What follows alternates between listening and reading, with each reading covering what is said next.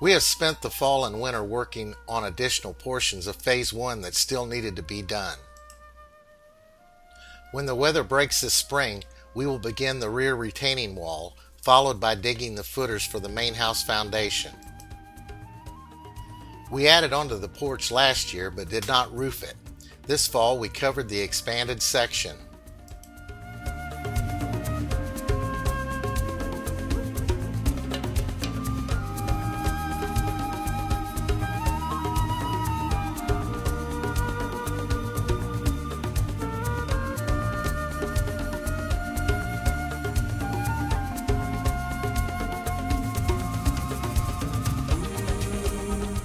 As always, Julie does 95% of the work while I supervise. She got one coat of paint on the new ceiling before cold weather. It will require a second coat this spring along with the trim and vents. We then added gutters and downspouts across the porch and the eastern side of the apartment. Back when we put in the foundation of Phase 1, we put in drainage pipe around 3 sides of the garage to take water to the watershed on the south side of the garage. We dug up the drainage pipe and added 2 drops for the new downspouts, one under the porch and one at the northeast corner of the building.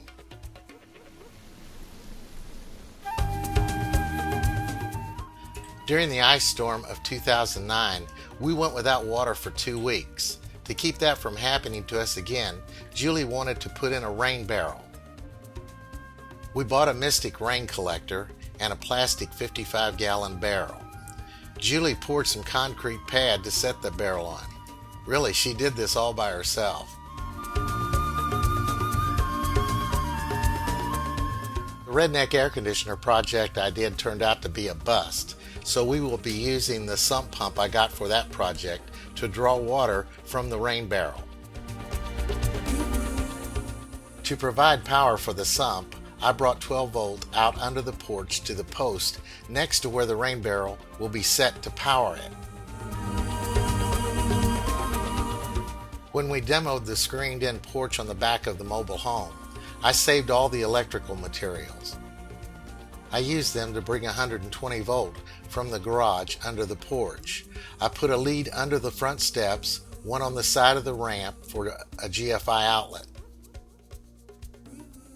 I also brought it up the center post of the porch, put a pull string light under the porch and an outlet on the same post I put the 12 volt outlet for the sump. I reworked a security light and put it under the front steps. Now if we return home late after dark, as you approach the steps they light up from below. The GFI outlet will be great for leaf blowing and also to power Julie's new project. She bought a vintage travel trailer and she is restoring it. Like every project, one thing requires another. Pulling a travel trailer was a bit too much for Julie's van, so we traded it straight across for a GMC Yukon, the same year with 20,000 less miles on it. I am now working through a to-do list to get the Yukon roadworthy.